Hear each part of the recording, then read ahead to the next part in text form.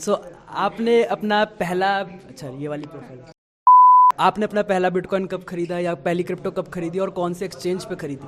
Okay, सो मैंने अपना पहला बिटकॉइन 2017 लेट 2017 में ख़रीदा था ज़ेप्पे से, क्योंकि मेरे भैया ने बोला था कि एक नेक्स्ट बिग थिंग आ रही है बिटकॉइन और हर कोई उसमें इन्वेस्ट कर रहा है तो आपको भी उसमें करना चाहिए। तो मैंने अपना फर्स्ट बिटकॉइन ज़ेप्पे पे बाय करा था। आई थिंक 3000 का उस टाइम चल रहा था वो।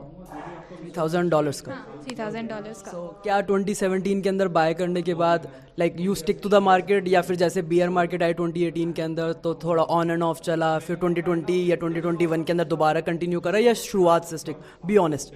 I will be very honest, तो 2017 लेट में मैंने एंटर किया था अराउंड अगस्त सितंबर में।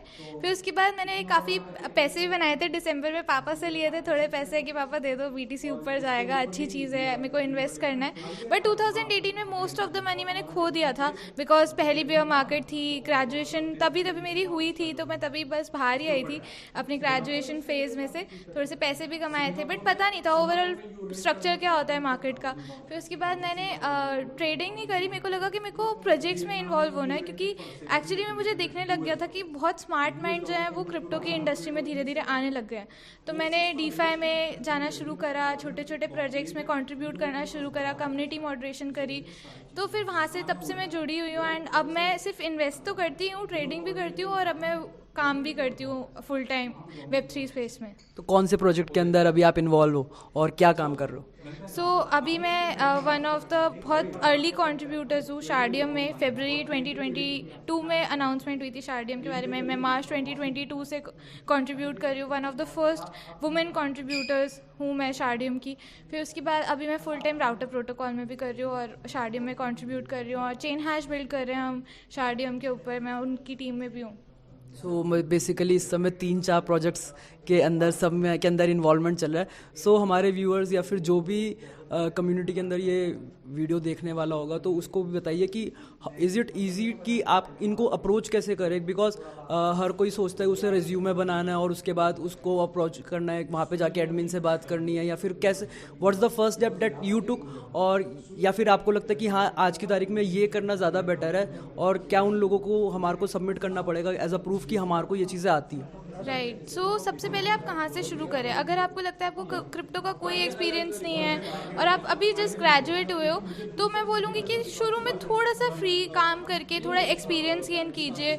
और शार्डियम, अभी एक्चुअली में आप शार्डियम में भी से शुरू कर सकते हो। एक नया L1 प्रोजेक्ट आ रहा है, अभी मेन नेट आने वाला है, आप कंट्रीब्यूशन करके शुरू कीजिए, क्योंकि अगर आप शार्डियम के साथ थोड़ा सा भी जुड़ेंगे आप सीखोगे कि कैसे मॉडरेशन होती है, कैसे कंटेंट राइटिंग होती है, वेब3 है क्या, है ना। और फिर उसके बाद आप फाउंडर्स को भी रीच आउट कर सकते हो। तो मैंने जब स्टार्ट की थी अपनी जर्नी तो मुझे पता चल गया था बहुत छोटी सी स्पेस है, फाउंडर्स को भी रीच आउट कर सकते हो। तो मैं उनको एक बहुत ही प्यारा सा एक पैराग्राफ लिखती थी कि मैं करती क्या हूँ, मेरी क्या पॉजिटिव्स हैं, मेरे स्ट्रेंथ्स क्या क्या हैं। जैसे मेरे को मॉडरेशन आती है, कंटेंट राइटिंग आती है, मुझे वेब3 की ओवरऑल नॉलेज है, ये लिख के मैं उनको अप्रोच करती थी और ऐसे ही मेरे को अपनी जॉब्स मिलनी शुरू हुई थी। तो एक अच्छा सा थोड़ा सा अपना एजुकेशन गेन कीजिए, थोड़ी नॉलेज बनाइए, थोड़ा सा एक्सपीरियंस गेन कीजिए, और ज़रूर आप फाउंडर्स को भी रीच आउट करोगे और वो आपको रिप्लाई भी करेंगे फॉर श्योर। ठीक है, अब सबसे इम्पोर्टेंट सवाल, क्या बिटकॉइन का बॉटम बन गया आपका अकॉर्डिंग?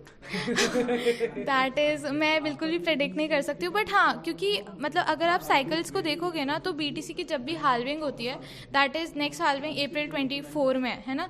तो जब भी बीटीसी की हाल्विंग होती है, बीटीसी उससे एक साल पहले, 1 ईयर 2 मंथ्स पहले ऑलमोस्ट, जो साइकिल का हमेशा रहा है ट्रेंड, 1 ईयर 2 मंथ्स पहले से ऑलमोस्ट अपना बॉटम हिट कर देता है, और हम ऑलमोस्ट 1 ईयर 2 मंथ्स पे ही हैं इस टाइम।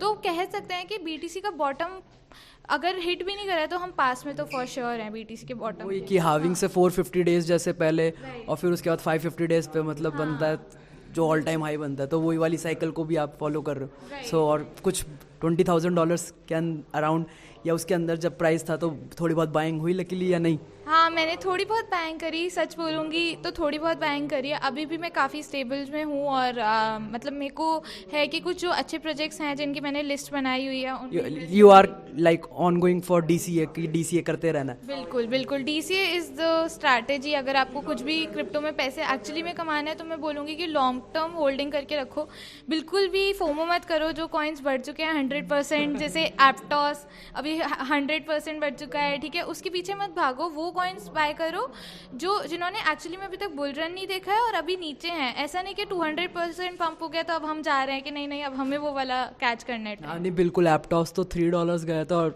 अब जैसे ये चल ही रहा था तो शायद आपको पता नहीं नोन में है कि नहीं, वो $12 भी क्रैच है, तो 300% 400% पंप, तो वो क्रेजीनेस है कि उसको बाय करने का कोई सेंस ही नहीं है। और जब हम बोलते हैं कि बिटकॉइन को भी एटलीस्ट अपने ऑल टाइम हाई से 50% पे बाय करना एक अच्छा रिकमेंडेशन होता है, ताकि आप प्रॉफिट भी तो बुक करना है, तो ऑल्ट कॉइन्स में तो वो तो और भी रिस्की बेट हो जाएगी, तो फोमो ना करके DCA करते रहिए, वो सबसे बेस्ट स्ट्रेटेजी। और उन कॉइन्स के पीछे जाओ जो एक्चुअली में जिन्होंने अभी तक पंप नहीं देखा, और वो कॉइन्स लो जिन्होंने बुल रन, उनकी फर्स्ट बुल रन है, वो भी मत लेना जो पहले से ही हैं। हाँ, वो ज़रूरी नहीं है कि अपने ऑल टाइम हाई को टच करे जो बाकी ऑल्ट कॉइन्स। जैसे XRP है, कुछ लोग बोलते हैं XRP जो है वो जाएगा $10 पे 30, बिल्कुल भी विश्वास नहीं, रैशनल डिवाइस नहीं। हाँ, सो कोई भी डेफिनेटली नहीं जानता कौन सा क्रिप्टो कितना हिट करेगा, बस न्यू टोकन्स लो जो एक्चुअली में जिन्होंने बुल रन अभी तक देखा है। हाँ, और जैसे अब शार्डियम भी आ रहा है मेन नेट पे, आई एम श्योर कि ये शिल नहीं कर रही है मैं प्रोजेक्ट, बिल्कुल शिल नहीं कर रही हूँ शार्डियम को,